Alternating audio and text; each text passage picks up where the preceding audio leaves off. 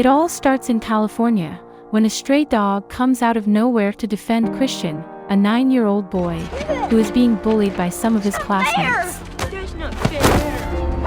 When Christian runs out with the puppy, he gets rid of the attackers, but then he chases him away to protect his new friend and to be able to return to school, but the little animal does not leave. The boy, thinking about what to do so that he does not follow him, decides to tie him up with a thin nylon. Apparently the little animal is very intelligent, since he obeys when he gives the order not to move from there.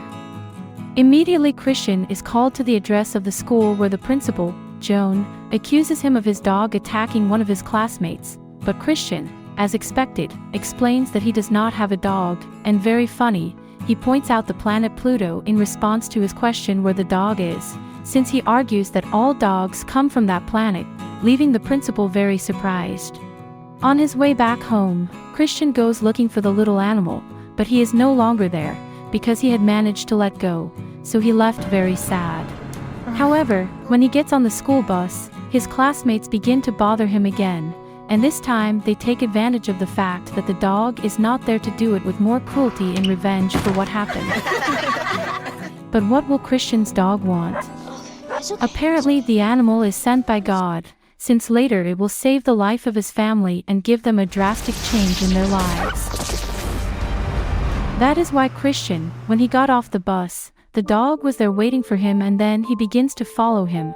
For this reason the boy feels very happy with his company and adopts him. At night when Mitch Davis, Christian's father, who works until very late, arrives, and when he sees the dog, he has nothing left but to accept it, since days ago he himself talked about looking for a pet for Christian.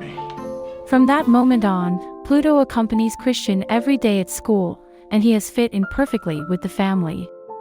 A year later, the problems have been increasing, both for Mitch and for his wife Michelle and their son Christian.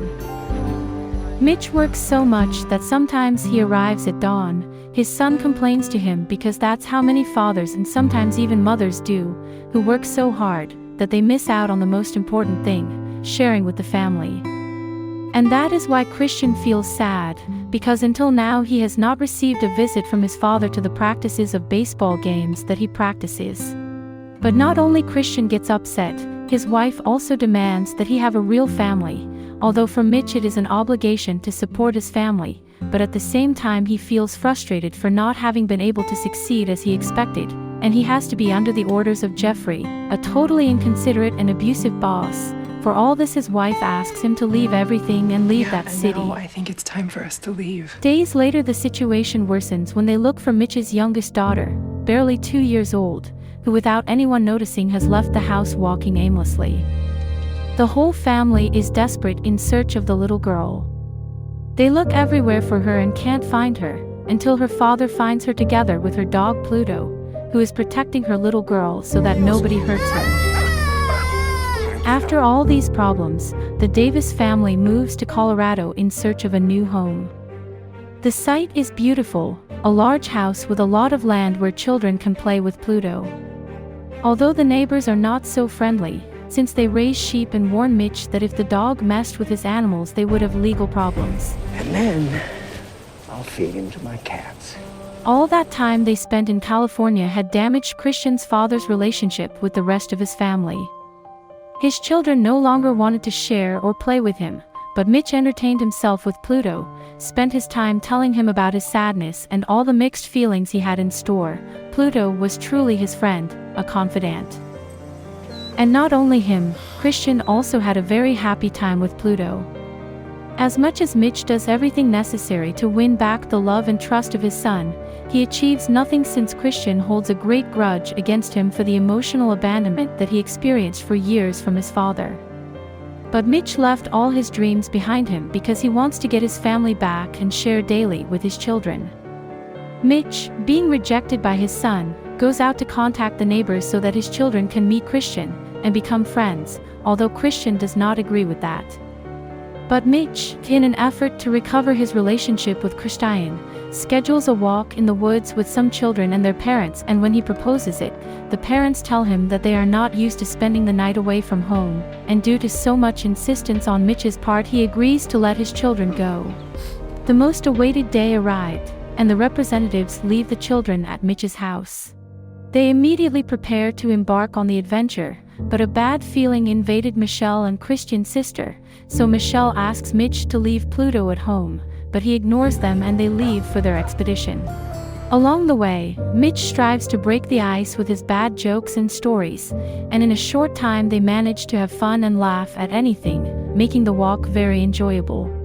When suddenly they are disoriented without knowing where they are, for which Mitch proposes to continue on foot to find a lake that is nearby. Along the way they continued to have fun, they were actually having a great time, and Christian and the other boys became good friends and get along very well. The only problem is that they didn't get the lake they were looking for. This is the last hill. I swear. It is already getting dark, so they decide to camp and continue on their way in the morning, but something scary happens when suddenly a storm approaches in the sky. It can be seen that it is an electrical storm, and lightning strikes with all its force in the tent where they were sleeping. After that everything was silent. Then the boys began to wake up and find a terrifying scene, where his father does not wake up.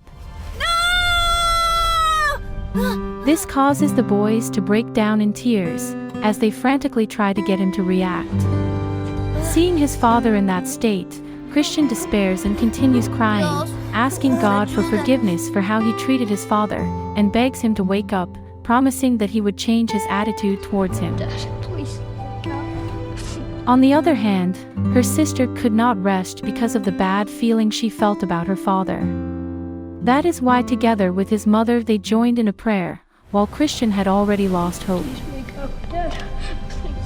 But when he least expected it, Mitch comes to. Apparently he's fine, but his body is still heavy, since he can't move his legs. At that moment the boys are scared because they realize that Mitch is having plasma coming out of his ear from the lightning strike, so Christian continues crying, but this time it is for joy.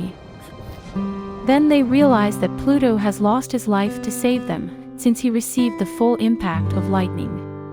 Michelle's hunches came true, but if Pluto hadn't been there accompanying them on that walk, the outcome would have been different. I'm sorry, son. Pluto gave his life for the people he loved the most and who gave him a home and a lot of love. Between tears they thank Pluto for all that, and they remember all the happiness that the Wonder Dog brought them, all the moments they enjoyed, the times he made them laugh, and once again thanks them for having given his life for them. So many you can't even imagine. Thank you. At dawn they begin to pack up for the return home, despite the fact that Mitch was not fully recovered, but at least he could walk. And since due to his condition he cannot dig a grave for Pluto, or look for stones to cover his body, so he decides to carry Pluto on his shoulders, while the children carry the heavy luggage to where the vehicle is located and start the return. After some time driving down the road, they find some phone booths, and Mitch takes the opportunity to call Smitty's father, and tells him that they are coming back since the storm damaged his plans, and asks him to tell Clark's parents. We'll be here. He also took the opportunity to call her wife, and when he told her what happened with Pluto, Michelle can't hold back crying and cries inconsolably, so she, very upset, takes courage and tells her daughters. There are still 2 hours to go, and the road is long. Then Mitch leaves Christian's friends in their homes, and when they arrive at his house they are greeted with big hugs. Michelle, seeing the lightning mark on him, hugs him even tighter, thinking that if Pluto had not been there, she would not have him back. They immediately began to dig the pit where the body of the much-loved Pluto will rest. They couldn't bury his pet without first paying him a little tribute. Rachel begins to read a poem where each letter of his name describes his qualities. Misty continues, who says goodbye leaving a flower on his grave, and then Christian ends, who places a cross with the epitaph that says, Pluto the Wonder Dog, and then he begins to tell the story of how he met him. He remembers with pride that day that he defended him from the boys who mistreated him, and how Pluto won the love of everyone in the family. Well, I wonder where Pluto went. Days later, everything is in harmony since from that day the relationship between father and son improved remarkably. Christian fulfills the promise he made to God to change the attitude he had with his father. Mitch spends almost all his time spending time with his family, Now he accompanies his son to practices and competitions for his favorite sport. Finally, it can be said that they became a completely happy family. On the other hand, Mitch also has time to dedicate himself to his scripts, where he writes a book dedicated to Pluto, which begins with the following words. 3 boys, a man and a dog cross a meadow. The book is titled, The Envoy of God. Among the story is also written, the stray dog got a place in our yard and house, and finally a dog came and had us. 6 From there months. Mitch became known for his additions. Finally, a dog just came and got us. This is the summary of a Christian movie based on real events called The Stray. Click here so you don't miss the following story.